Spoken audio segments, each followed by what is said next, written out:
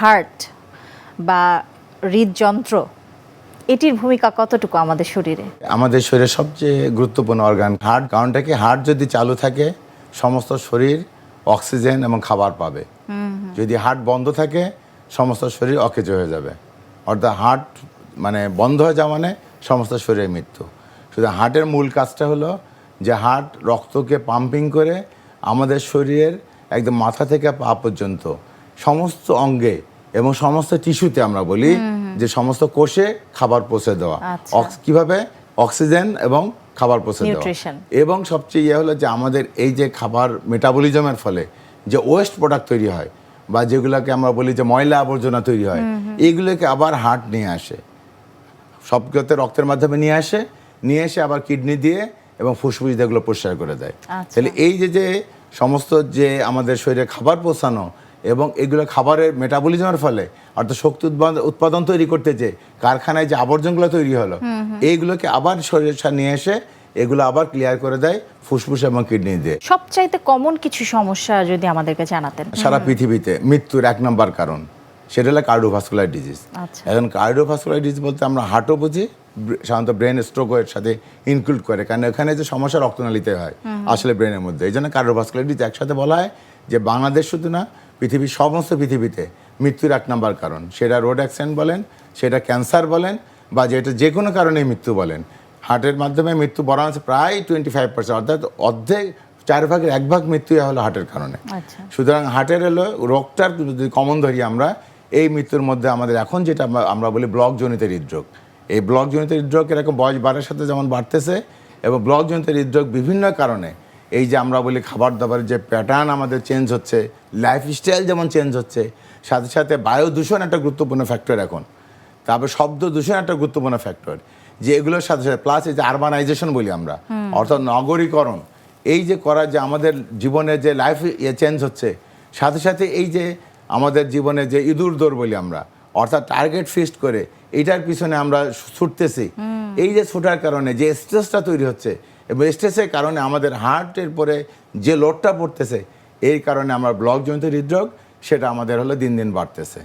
আর একটা যেটা আছে বা ব্লকজনিত হৃদরোগ এবং তার জটিলতা, এগুলো দিন দিন বাড়তেছে।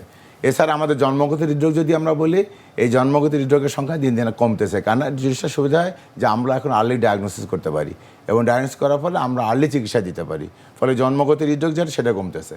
আবার আমাদের একটা গুরুত্বপূর্ণ সেটা রিউম্যাটিক হার্ট ডিজিজ বলি, অর্থাৎ বাতজ্বরজনিত হৃদরোগ।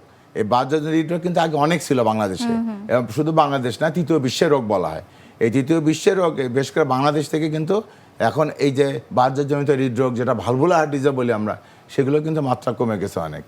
এছাড়া পাওয়া যায় হার্টের চারিপাশে পানি জমে, অনেক পেরিকার্ডিয়াল লিফিউশন বলি আমরা, বিভিন্ন কারণে, বেশ করে টিউবারক্লোসিস, আমরা টিবিতে যেমন বলি ফুসফুসে আক্রান্ত হয়, টিবিতে কিন্তু আমাদের হার্টও আক্রান্ত হতে পারে, এটা হার্টের পর্দা আক্রান্ত হয়, ফলে হার্টের চারিপাশে কিন্তু পানিও জমতে পারে। তাহলে এই যে কিছু ইনফেকটিভ কজ বলা হয়, এই ইনফেকশন হার্টকে অনেক সময় এফেক্ট করে। কোনো কোনো ক্ষেত্রে কিছু ক্যান্সার আছে, যদিও খুব রেয়ার, হার্টের ক্যান্সার কিন্তু খুবই রেয়ার, বা হার্টের টিউমারও বলি, এগুলো খুব রেয়ার, এগুলো কোনো কোনো ক্ষেত্রে আমাদের আক্রান্ত হতে পারে। তো যদি আমরা বলি একদম কমনেস্ট কারণ আসলে কি, সেটা হলো ব্লকজনিত হৃদরোগ, এবং তার হলো ওটা জটিলতা। আরও কিছু রোগ আছে, এটা মাংসপেশি রোগ বলা হয়, আমরা কার্ডিওমায়োপ্যাথি বলি। মায়োপ্যাথির এখন যেমন কিছু কিছু কার্ডিওমায়োপ্যাথি আসলে ধরা পড়তেছে বেশি, তার মধ্যে হলো পোস্টপার্টাম বা পেরিপার্টাম কার্ডিওমায়োপ্যাথি।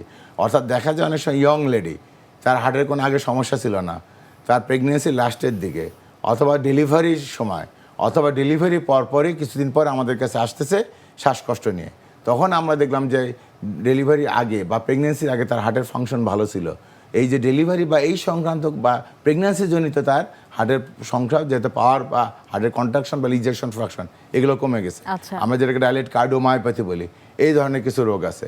এছাড়া কিছু রোগ দেখবেন যে স্পোর্টসম্যান অথবা হলো যে ফুটবল খেলতে যায়, কম্পিটিটিভ স্পোর্ট বেশ করে, বা 100 মিটার দৌড় 200 মিটার দৌড়েছে, অথবা বাস্কেটবল খেলতে হঠাৎ করে একজন ঢলে পড়ে যাচ্ছে, এই যে ঢলে পড়ে যাচ্ছে, এতে দেখা কিছু কিছু তাদের হার্টের মাসেল যেটা আছে, যারা মাসেলের রোগ তৈরি হয়, অর্থাৎ মাসেলগুলো মোটা হয়ে যায় কোথাও, বা মাসেলের পরিমাণ সরু হয়ে যায়, এটাকে আমরা বলতেছি কার্ডিওমায়োপ্যাথি বা হাইপারট্রফি কার্ডিওমায়োপ্যাথি। কার্ডিওমায়োপ্যাথি। এই যে এইগুলোর জন্য তার ওই যে সাডেন মৃত্যু বা হঠাৎ করে মৃত্যু, এই ধরনের একটা রোগ শুরু থাকে, সমস্যা তৈরি হয়। আচ্ছা। তো এই ধরনের রোগ অর্থাৎ আছে, নানাবিধ কারণ আছে। নানাবিধ কারণ আছে। তবে কমনেস্ট যদি বলেন, একদম কমন যেটার জন্য আসলে আমরা বেশি কনসার্ন, যে এখনো বেশি সবাই এরকম করে লাইফ রিস্ক থাকে। এবং রোগী এসে লাস্টলি একটা জিজ্ঞেস করে, স্যার ব্লক নাই তো? এই যে ব্লক নাই তো যে কোটা, এটা আসলে সবচেয়ে সবচেয়ে কমন common। এখন।